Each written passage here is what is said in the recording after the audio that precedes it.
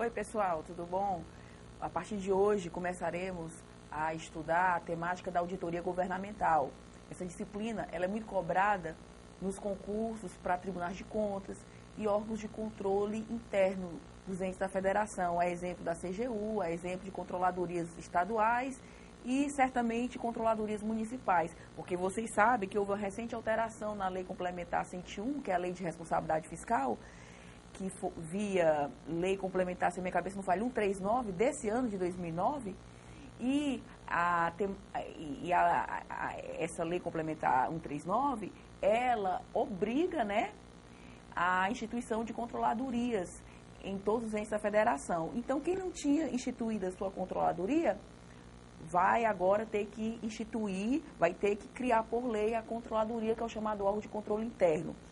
E isso está lá no artigo 48, modificado da Lei de Responsabilidade Fiscal.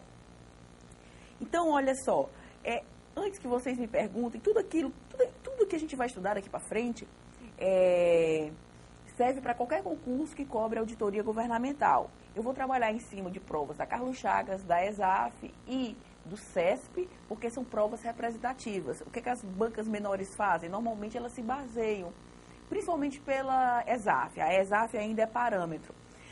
Por isso que eu entendo que se a gente trabalha em cima da Carlos Chagas, da ESAF e do CESP, a gente mata o que for relevante aqui da matéria, tá certo? Bom, aqui é um mundo.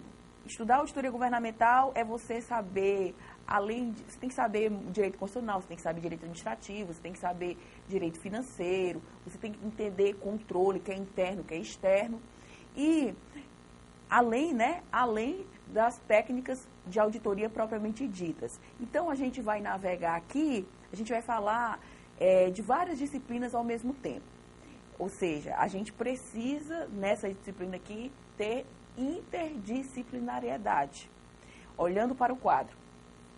Pessoal, vocês precisarão ter, no mínimo, 2 livros para acompanhar. Lógico que o curso aqui vai facilitar muito, vai ajudar muito, mas assim, se você quiser fechar uma prova, você vai ter que estudar controle externo. Quando a gente estuda controle externo, qualquer livro de controle externo também vai falar de controle interno. E você tem que ter um livro de auditoria governamental. Então, assim, vocês estão vendo aí no quadro que tem 3 livros de controle externo em azul, que é o Controle Externo e Gestão Pública, do Francisco Eduardo Carrilho Chaves, da Ímpetus. Excelente esse livro, eu gosto muito dele. Tem também o Direito Financeiro e Controle Externo, da editora Campos, Valdeci Pascoal. A grande vantagem comparativa dele em relação aos outros é que, além da temática do controle externo, ele aborda também o quê? A parte orçamentária. Eu acho o Valdeci Pascoal um clássico. Eu acho que é impossível estudar orçamento, estudar até a minha disciplina aqui de auditoria governamental sem ler o Valdeci Pascoal. Eu acho formidável esse livro. Temos também o Controle Externo, do Luiz Henrique Lima, da editora Campos. É um autor muito conceituado. O livro dele fala de tudo de controle externo. Então, assim, estudar auditoria governamental a pessoa tem que navegar pela sistemática de controle. Esses livros de controle externo também todos falam da evolução do controle externo e também comparam com o controle interno. Bom, e sobre a auditoria governamental, eu recentemente editei esse livro, Elementos de Auditoria Governamental, pela editora Campos, voltando para mim, ó, todo mundo olhando para mim agora. Então, olha só, pessoal, esse meu livro de auditoria governamental, editado recentemente pela editora Campos, é um livro bem fininho, ele é super objetivo, cheio de questões, todas as questões que tem nele são comentadas, como diz o Sérgio Carvalho, é a velha mão na roda. Ele é fininho, que a proposta dele é ser fino mesmo, ser conciso, e eu procurei ser o mais objetiva possível para o livro se tornar barato, e realmente ele é um livro relativamente barato. Então, assim, eu acho, sinceramente, pela minha experiência, né, de concurso, eu acho que se você pega um desses 3 livros de controle e associa a um livro de auditoria governamental, e se você também associa tudo isso, o curso que eu vou passar, eu acho que você tem muita probabilidade de fechar a prova de auditoria governamental. Se errar, é uma questão, que é sempre aquela questão que o examinador coloca para todo mundo escorregar. Eu acho que dessa forma nós nos cercamos de todas as medidas de segurança. Mas concurso, né, todo ele tem aquela mágica, todo concurso tem uma mágica. Então, a gente passa quando é a nossa hora, não adianta você espernear, a gente só passa quando chega a nossa hora. Então, vamos lá, vamos começar a nossa disciplina, tá certo? Bom, Ana Paula, você não está sendo ética. Cite outro livro de auditoria governamental, não fale só do seu, não. Bom, pessoal, existe um livro acadêmico, inclusive esse livro acadêmico, ele é citado nas referências do meu livro, é o livro de auditoria do setor público da professora Glória Reis Petter. Ela foi minha professora, uma magnífica professora. Sem sombra de dúvida, o livro da professora Glória Reis Petter é uma referência na área da auditoria governamental. A gente não pode deixar de referenciar isso aí. Então, o livro da professora Glória é um livro acadêmico. E para quem quer assim, enveredar, principalmente na seara acadêmica, é indispensável a leitura do livro da professora Glória Reis Petter, que é pela editora Atlas. Daqui a pouco eu coloco o nome do livro, tá certo? Então, assim, é um excelente livro também. Então, vamos nós. Pessoal, olha só. Iremos estudar a disciplina de auditoria governamental, que é uma auditoria que acontece, por óbvio, no setor público. Então, olha só, que interessante. Para eu estudar essa disciplina, eu tenho que saber o que é a auditoria. E quem melhor explica, a meu ver, no Brasil, o que é auditoria é o professor Lopes de Sá, Antônio Lopes de Sá. O professor Lopes de Sá, ele resume toda a teoria da auditoria e diz que a auditoria serve para quê? Para avaliar a veracidade de situações. O professor Lopes de Sá diz que há várias técnicas contábeis, que ele chama de tecnologias contábeis. Há várias tecnologias contábeis, auditoria, perícia, análise de balanço, elaboração de demonstrações financeiras e tantas outras tecnologias contábeis. A auditoria é uma tecnologia contábil que serve para quê? Segundo o magnífico professor Lopes de Sá, serve para quê? Para avaliar a veracidade e a adequação de situações. E é em cima desse conceito que a gente vai ampliar o nosso estudo, tá certo? Então, pessoal, a auditoria, ela não acontece só no setor público. A gente tem auditoria no setor público, como a gente tem auditoria no setor privado. A auditoria no setor público pode ser auditoria de contas, como pode ser auditoria fiscal. A turma que se prepara para auditor fiscal da Receita será uma espécie de auditor governamental, mas auditor governamental na área fiscal.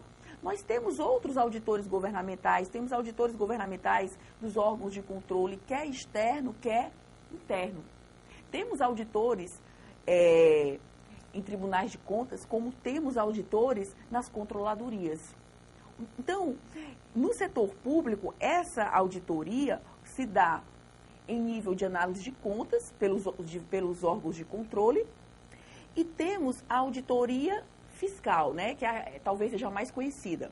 Se você pretende ser auditor de tribunal de contas, então você vai ser um auditor do setor público, um auditor governamental na área de contas. E se você pretende ser um auditor fiscal, quer seja da Receita, quer seja de município, quer seja de Estado, você vai ser um auditor governamental, mas na área fiscal. Daqui a pouco eu esquematizo tudo isso para vocês.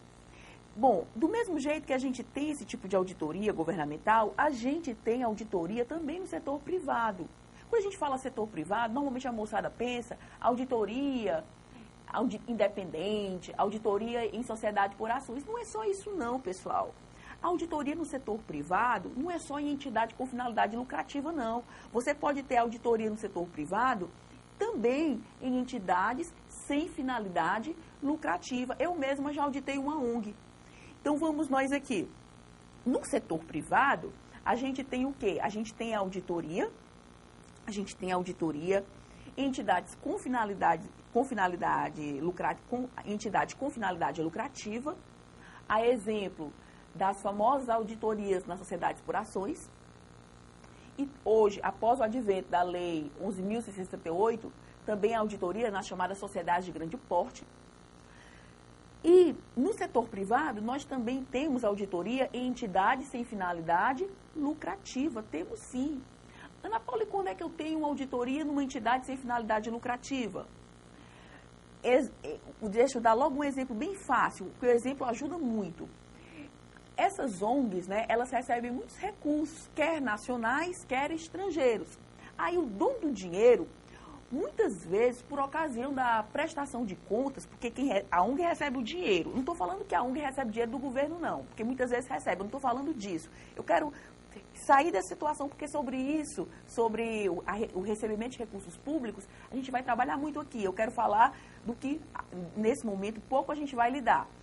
Pessoal, essas ONGs, elas recebem dinheiro do governo, mas recebem também recursos do setor privado, que é interno, que é externo. Então, vamos imaginar que uma ONG dessas da vida receba recurso lá da Alemanha.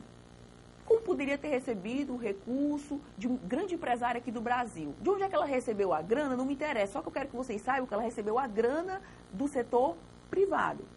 E a ONG, todo mundo sabe que é uma pessoa jurídica de direito privado. Portanto, eu estou só no setor privado agora. Eu saí da esfera do governo, estou só no setor privado. Então, olha só, a ONG recebe recurso de um particular. Aí o particular diz o seguinte, olha, ONG, vamos pactuar aqui, minha amiga.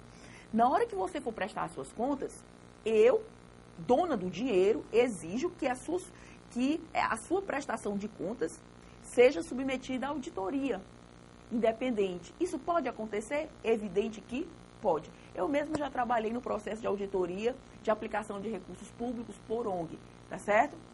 Trabalhei uma vez na minha vida, é bem interessante. Então, a auditoria, ela verifica a adequação de situações, quer sejam essas situações ocorram no setor público, quer essas situações ocorram no setor privado. Por isso que, a meu ver, o professor Lopes de Sá, ele é brilhante no conceito. Com pouquíssimas palavras, ele resume o fenômeno de uma forma ímpar, de uma forma singular. Então, vamos nós. Esse auditor, seja ele quem for, seja do setor público, seja do setor privado, esse auditor, ele vai analisar situações e verificar a sua adequação. Então, olha só, esse auditor, pessoal, essa pessoa vai desenvolver seus trabalhos e na hora que desenvolve seus trabalhos, tem que documentar aquilo que entender relevante para a formação da sua convicção. Toda atividade de auditoria, ela gera documentação e a documentação da auditoria é o que ocorre nos chamados papéis de trabalho. Então, vamos nós aqui. Voltando, o auditor trabalha em cima do que seja relevante, por óbvio, porque não dá tempo para o auditor trabalhar em cima de besteira, não. O auditor tem que trabalhar em cima do que seja relevante. Então, esse auditor, ao trabalhar em cima do que seja relevante, ele analisa o que seja relevante para a formação da sua convicção. Então, esse auditor, pessoal, tudo aquilo que ele entenda ser relevante, ele documenta. E ele documenta a sua atividade de auditoria nos chamados papéis de trabalho. Esses papéis de trabalho documentarão dois grandes fenômenos. Os achados de auditoria, que, como diz a professora Glória, são deficiências encontradas durante o processo de auditoria. O auditor está auditando uma entidade, detectou deficiências relevantes. Aí ele documenta esses chamados achados de auditoria nos denominados papéis de trabalho. E os papéis de trabalho, além de documentar os achados de auditoria, ele documenta também o quê? Os papéis de trabalho documenta as chamadas evidências de auditoria, ou seja, tudo aquilo que o auditor encontrou que entendeu ser relevante para a formação da sua convicção. Vamos fazer uma rápida questão? Olha só, primeira questão da nossa lista. Os papéis de trabalho são a base física da documentação das atividades de auditoria e fiscalização.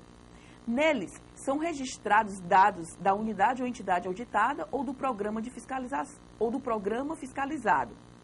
Fatos e informações obtidas, as etapas preliminares e o trabalho efetuado pela equipe responsável, bem como suas conclusões sobre os exames realizados.